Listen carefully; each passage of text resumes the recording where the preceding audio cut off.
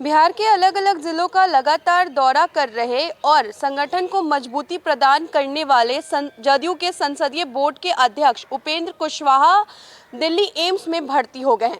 इस बात की जानकारी खुद उन्होंने अपने ट्विटर के माध्यम से दी है। उन्होंने लिखा है कि दिल्ली एम्स में कल से स्वास्थ्य संबंधित नियमित रूप से जांच कराने के लिए भर्ती हूँ।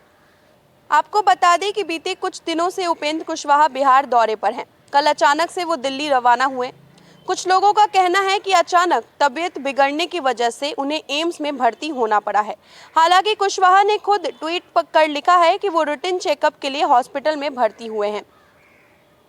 गौरतलब है कि उपेंद्र कुशवाहा ने जदयू को बिहार की नंबर 1 पार्टी बनाने का जिम्मा उठाया है।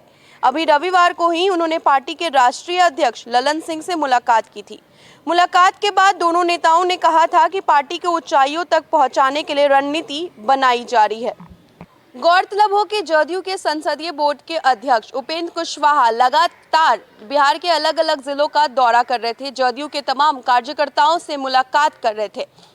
अब इसी बीच उनकी तबीयत जो है बिगड़ने की वजह से वो दिल्ली एम्स में भर्ती हैं, ऐसी बात बताई जा रही थी। लेकिन उन्होंने कहा कि वो रूटीन चेकअप के लिए दिल्ली गए हैं।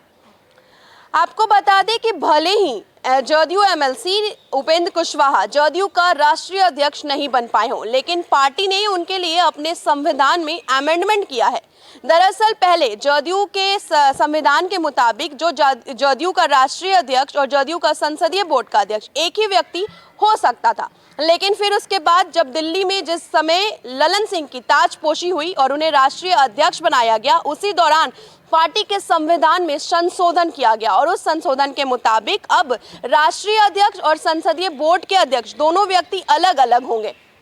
क्योंकि देखिए, जब से उपेंद्र कुशवाहा को संसदीय बोर्ड का अध्यक्ष बनाया गया था जदयू का, तभी से ही कहा जा रहा था कि ये सही नहीं है, क्योंकि पार्टी का संविधान ये कहता है कि राष्ट्रीय अध्यक्ष और संसदीय बोर्ड का अध्यक्ष एक ही व्यक्ति हो सकता है। लेकिन दिल्ली में जिस दिन ललन सिंह की ताजपोशी हुई, उसी दिन संविधान में पार्टी के संविधान में अमेंडमेंट किए गए और उसके मुताबिक संसदीय बोर्ड का अध्यक्ष और जदयू का राष्ट्रीय अध्यक्ष दोनों अलग अलग व्यक्ति होगा। गौरतलब हो कि लगातार उपेंद्र कुशवाहा जो है बिहार का अलग अलग जिलों का तो दौरा कर ही रहे थे, पर वो जातीय जनगणना को लेकर के भी लगातार समर्थन करते नजर आ रहे थे। जहां एक तरफ नीतीश कुमार जो है वो कह रहे हैं कि जातीय जनगणना होनी चाहिए, इससे जो समाज में अति पिछड़े लोग हैं उनको बिहार सरकार की जितनी भी योजनाएं हैं उनका लाभ मिलेगा। इससे ये पता चलेगा कि कितने तबके के लोग जो है समाज में मौजूद हैं। गौरतलब हो कि इन दिनों लगातार जदयू के संसदीय बोर्ड के अध्यक्ष उपेंद्र कुशवाहा बिहार के अलग अलग जिलों का दौरा कर रहे हैं और जदयू के कार्यकर्ताओं से मुलाकात कर रहे हैं। साथ ही साथ जहां पर भी वो जाते थे जातिगत जनगणना का लगातार समर्थन करते नजर आ रहे थे। नीतीश कुमार के सुर में सुर मिला रहे थे और ये कह रहे थे कि देश के विकास के लिए जातिगत जनगणना होनी ही चाहिए। तो भले ही जो उपेंद्र कुशवाहा हैं उनको जदयू का राष्ट्रीय अध्यक्ष नहीं बनाया गया हो, लेकिन बावजूद उसके उपेंद्र कुशवाहा के लिए पार्टी ने अपने संविधान में अमेंडमेंट किए हैं।